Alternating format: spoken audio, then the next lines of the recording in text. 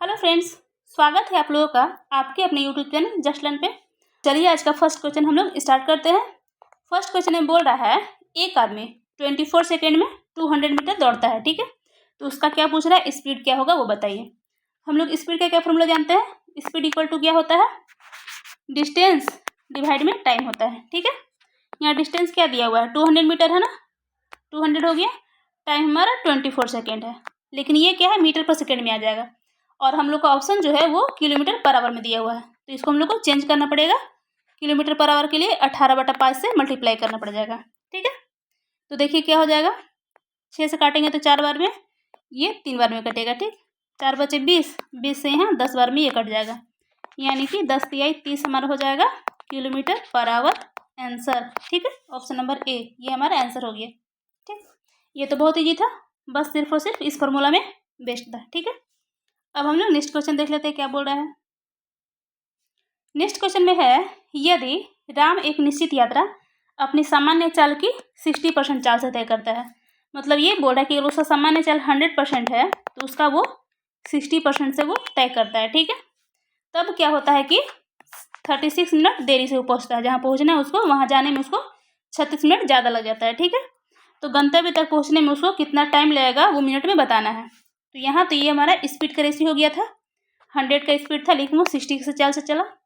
इसको अगर काटेंगे तो क्या कटेगा, 20-50 और 20-60, यानी कि स्पीड का जो रेशियो हो जाएगा क्या हो जाएगा, 5:3 हो जाएगा। ठीक है, और हम लोग क्या जानते हैं, स्पीड और टाइम क्या होता है, एक दूसरे का जस्ट उल्टा होता है ना, तो उल्टा जब होता है तो टाइम क्या हो जाएगा, यहाँ से 3:5 में हो जाएगा, है ना, उल्टा रिलेशन है। तो अब यहाँ देखिए इस रेशियो के हिसाब से देखिएगा तो टाइम इसको कितना ज़्यादा लगा है, यहाँ 3 लग रहा है, यहाँ 5 लग रहा है, यानी कि 2 यूनिट का टाइम उसको ज़्यादा लग रहा है। और इसी 2 यूनिट का वैल्यू क्या दिया हुआ है, वो 36 मिनट देरी से पहुँचता है, यानी कि ये 2 का रिजल्ट हमारा क्या है, 36 है। और हमसे पूछ रहा है उसको पहुँचने में कितना टाइम लगेगा। टाइम हमारा एक्चुअल ये है ना, 100 के स्पीड से चलेगा तो 100% में, तो इस 3 का वैल्यू पूछ रहा है। काटिए, 2 से काटेंगे तो 18 बार में कटेगा और 18×3 = 54, यानी कि 54 मिनट उसको लगेगा वहाँ पहुँचने में। ठीक है, ऑप्शन नंबर डी हमारा आंसर हो जाएगा। ठीक, अब हम लोग नेक्स्ट क्वेश्चन देख लेते हैं क्या बोल रहा है। नेक्स्ट क्वेश्चन में है, एक महिला प्रतिदिन अपने घर से कार्यालय पैदल चलकर जाती है। ठीक है, जिसके लिए उसने कुछ टाइम निर्धारित किया है, कोई एग्जैक्ट टाइम होगा।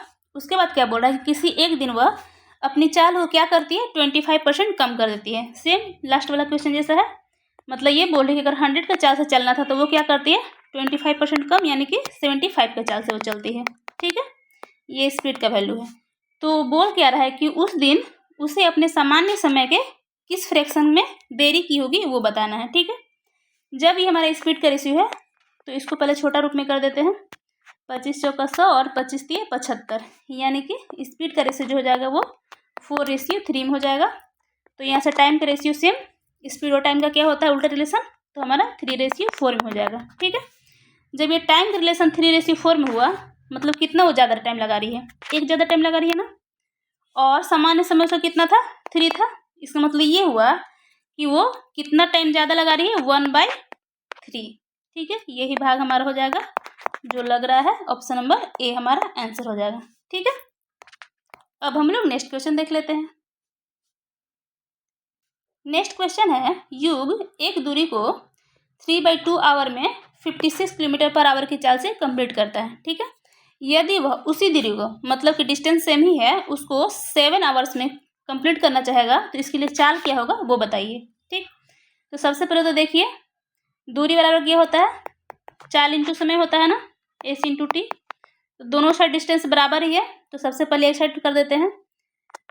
कितना हो जाएगा, 56 हो जाएगा इसका चाल, इंटू में समय हो जाएगा क्या, 3/2 आवर। ठीक है, किलोमीटर पर आवर दोनों सेम ही है। अब इधर देखिए, इधर में क्या हो जाएगा, 7 आवर में कंप्लीट करना है, चाल कितना है वो नहीं पता, उसी को निकालना है, तो वो x हो गया। ठीक है, इसको सॉल्व कर दीजिएगा तो आंसर आ जाएगा, 7 से काटेंगे तो 7×8 = 56, 2 से काटेंगे तो 4 बार में, यानी कि x का वैल्यू क्या हो जाएगा, 4×3 = 12, यानी कि 12 किलोमीटर पर आवर हो जाएगा हमारा आंसर, ऑप्शन नंबर ए ये हमारा आंसर हो गया। ठीक है, सिर्फ और सिर्फ फॉर्मूला बेस्ड था, कर दी, हमारा आंसर आ गया दोनों डिस्टेंस को इक्वल करके। ठीक है, अब हम लोग नेक्स्ट क्वेश्चन देख लेते हैं।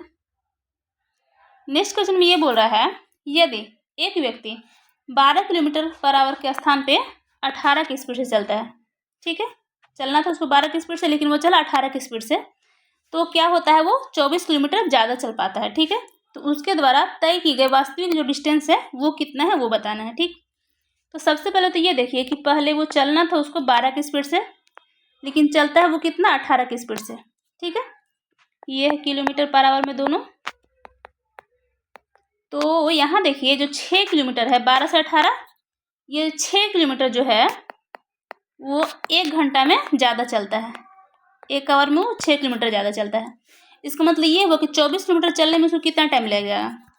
24 किलोमीटर चलने के लिए उसको 4 से गुना किया तब ना 24 हुआ, यानी कि 1 × 4, इसका मतलब कि 4 घंटा लग जाएगा। ठीक है, जब 24 किलोमीटर एक्स्ट्रा चलने के लिए उसको 4 घंटा ज़्यादा लगेगा, तो ऑब्वियस सी बात है कि उसका जो वास्तविक डिस्टेंस होगा वो क्या होगा, चाल इंटू समय होता है ना, यानी कि वास्तविक तो हमारा चाल क्या ये था 12, यानी कि 12 की स्पीड से उसको 4 घंटा चलवा देंगे, यानी कि 12 चौक 48, ये हो जाएगा हमारा डिस्टेंस 48 किलोमीटर।